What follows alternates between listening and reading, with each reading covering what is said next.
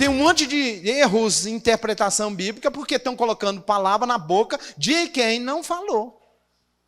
Um monte de erros. Colocando palavra.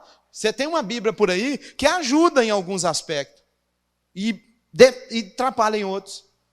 Tem umas Bíblias aí que está lá assim, palavras lá no contexto, de Jesus em vermelho. Palavras de Jesus em azul.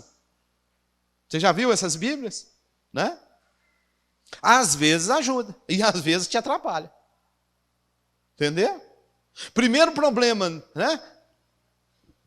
Outro detalhe, só para completar isso aqui. Tome cuidado com o título. Bíblia não tem título em lugar nenhum. Quem fez aquilo ali é alguém que estava editando Bíblia.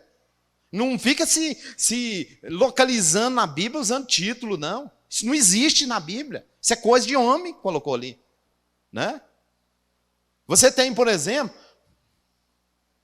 só exemplo, falando de título. Você tem, por exemplo, lá no capítulo 9, capítulo 10 de Atos, né? Está ali naquela região, você tem lá como título, conversão de Paulo. Ou melhor, conversão de Saulo, né? Porque depois que converte, vira Paulo. Está lá na maioria das Bíblias. Conversão de Saulo. Aí pergunta, Saulo converteu o quê? Você chega no meio cristão, ele virou cristão. Saulo virou cristão? Paulo converteu. Converteu o quê? Ao cristianismo. Que cristianismo, irmão? Que doideira é essa? Onde é que existe cristianismo no livro de Atos? Você está me entendendo? Confusão em cima de título. E vai por aí, pregando. Irmãos, abra a sua Bíblia aí na conversão de Paulo. Onde é que está isso na Bíblia? Tem isso na Bíblia? Né? Teve um dia que eu achei num texto na Bíblia, e aí o texto dela está assim: a futilidade da lei judaica. Aí o texto está falando de comidas.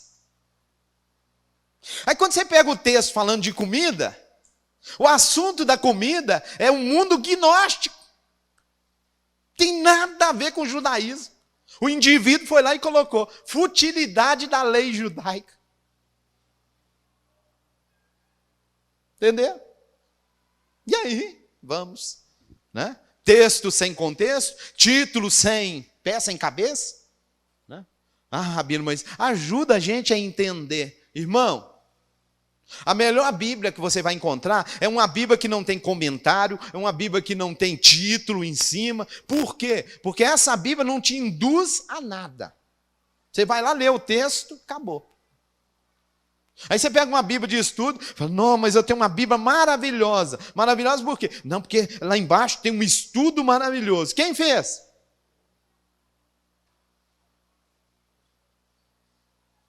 Teve um dia que eu estava dando um estudo, e aí eu falei, irmão, está escrito no tal texto, tal. Aí a irmã falou assim, irmão, está escrito na Bíblia. Aqui, irmão, mas está escrito na Bíblia aqui. Falei, onde é que você está lendo? No rodapé. Falei, mãe, isso não é Bíblia, não. Não, mas está dentro da Bíblia. Entenderam? Confusão. O texto em cima fala da Trindade, o comentário embaixo diz, este texto.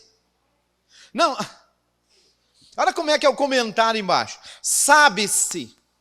Sabe. Se sabe, por que vocês pôs em cima?